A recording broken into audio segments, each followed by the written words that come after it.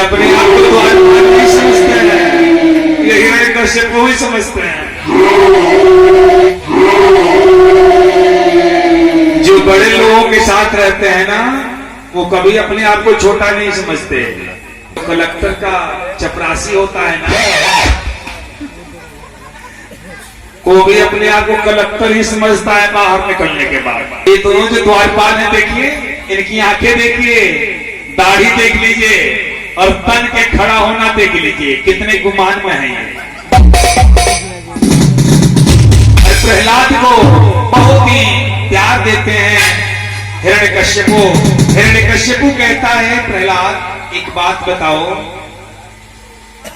तूने जो गुरुजी से शिक्षा ग्रहण की है उसमें सबसे अच्छी बात क्या लगी, सबसे बढ़िया क्या लगा, जो तूने सबसे अच्छी बात सीखी वो हमें बताओ। प्रहलाद जी कहते हैं हाथ जोड़ के कि पिताजी हमने तो बहुत ही पढ़ाई की, गुरुजनों ने हमें बहुत ही ज्ञान दिया, लेकिन हमें लगता है कि हमें अपने अंदर से अहम को निकाल देना चाहिए, मैं और मीरा का परित्याग करना चाहिए और अभिमान का परित्याग करके वो जो श्री हरि हैं, जो भगवान विष्णु हैं, उनके चरण शरण में अपने सर को नवा देना चाहिए, अपने आप को समर्पित कर देना चाहिए। इससे बढ़िया बात पिताजी मुझे कुछ और नहीं। हिरण्यकश्यपु ने कहा, गणेश चंडमान, ये क्या कर रहा है, क्या यही पढ़ाई किया इसने, तुम लोग यही पढ़ाते हो इसे? वो दोनों आए, बोले अरे महाराज हमने तो ये सब इसको सिखाया ही नहीं, पता नहीं कहां से सीख रखा है, हमने तो आश्री विद्या का ज्ञान कराया ही से। लगता है कि कहीं से कुछ भ्रम पैदा हो गया है, ये कैसे ही सब बोल रहा कुछ समझ में नहीं आता। महाराज जो आपका दुश्मन है वो मेरा भी दुश्मन है, आप हमें माफ कर दें, हम लोग इसे लेके जाएंगे, पुनः इसको पढ़ाएंगे और पुनः पढ़ा के लेके आपके पास आएंगे। और प्रहलाद को लेकर के पुनः गुरुकुल में चले जाते। बोले आनंद गंध भगवान के। हिरण्यकश्यप को सोचने लगता कि सब क्या हो रहा है। अरे जो किसी से नहीं हारता वो अपनों से हार जाता है। हमारी प्रजा में कोई उस नारायण का नाम नहीं लेता, लेकिन ये मेरा बेटा उस नारायण की चरण शरण में सर झुकाने की बात कर रहा है, शरणागति की बात कर रहा है, कितनी ऊंची बात कर रहा है।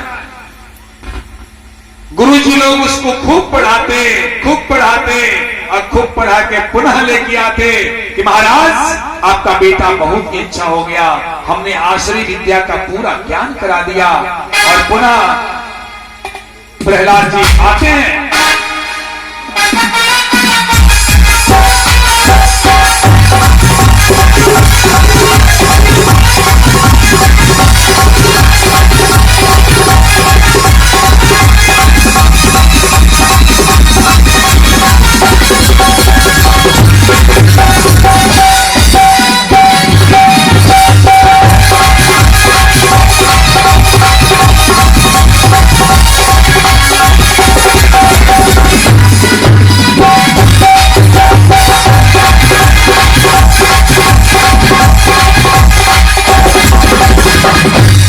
प्रहलाद को देकर के पुनः अपने हाथों में उसका हाथ पकड़ लेते, अपने सीने से लगा लेते। अरे बेटा आओ, बेटा तुम्हारी पढ़ाई लिखाई ठीक से हुई ना?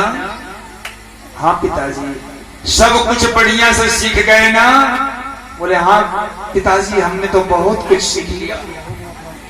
अच्छा बेटा ये बताओ गुरुजी ने क्या सिखाया, क्या सीख के आए हो?